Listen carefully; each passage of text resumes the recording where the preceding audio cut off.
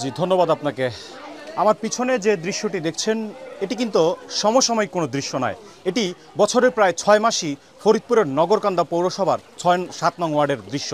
যদি আপনাকে একটি বিষয় বলে রাখি যে এই নগরকান্দা পৌরসভাটি সম্প্রতি গ শ্রেণী থেকে খ শ্রেণীতে রূপান্তরিত হলেও এই পৌরসভার যে 7 নং ওয়ার্ডের যারা বাসিন্দা রয়েছে তারা কিন্তু প্রায় বছরে 6 মাসই থাকে জনদুর্ভোগে, বিশেষ করে পানিবন্দী অবস্থায় তারা জীবনযাপন করে থাকেন এই অঞ্চলের মানুষ।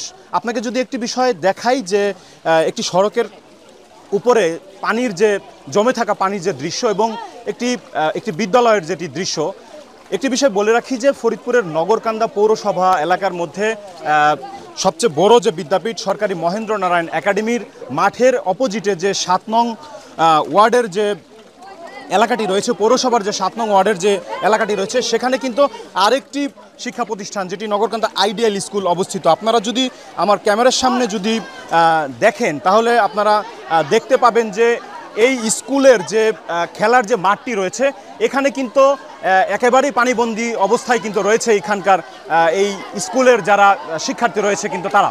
তো যদি একটি বিষয় বলে রাখি যে এই জলাবদ্ধতার পেছনে কিন্তু কিছু কারণ রয়েছে।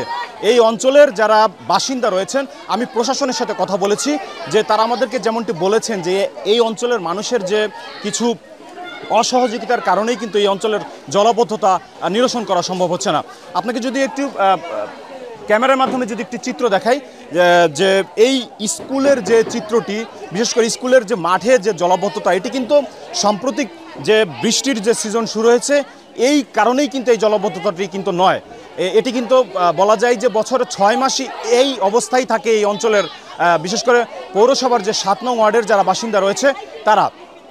তো আপনাকে একটি বিষয় বলে রাখি যে এই জলাবদ্ধতার সাথে কিন্তু একটি বড় দুর্ভোগ কিন্তু আমরা যেটি লক্ষ্য করেছি, এটি কিন্তু মশার উপদ্রব। বিশেষ করে এই অল্প কিছুদিনের মধ্যেই কিন্তু বৃষ্টি বাড়ার সাথে সাথেই এই অঞ্চলে মশার উপদ্রব বেড়েছে, সেই সাথে বেড়েছে ডেঙ্গু রোগসহ কিন্তু পানিবাহী নানা রোগের প্রভাবও কিন্তু বাড়তে শুরু করেছে।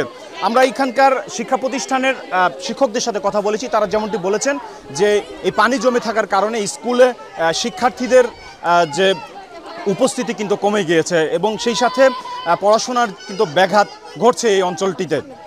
তো আমরা এই অঞ্চলের যারা চলাচলরত যারা বাসিন্দা রয়েছে তাদের সাথে আমরা কথা বলেছি, তারা আমাদেরকে যেমনটি বলেছেন যে এই অঞ্চল দিয়ে বিশেষ করে এই মুহূর্তে চলাচলের জন্য পায়ে হেঁটে চলাচলের মতো কোনো ধরনের কোনো পরিস্থিতি নেই। এই অঞ্চলের যারা ছোট বড় যারা দোকানি যারা রয়েছেন তাদের একেবারেই দোকানের মধ্যেও কিন্তু পানি ঢুকে গিয়েছে, এমন দৃশ্যও কিন্তু আমরা দেখেছি।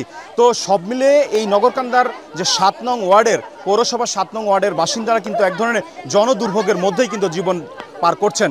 তো এই ছিল আমার কাছে ফরিদপুরের নগরকান্দা পৌরসভার জলাবদ্ধতার সর্বশেষ খবর।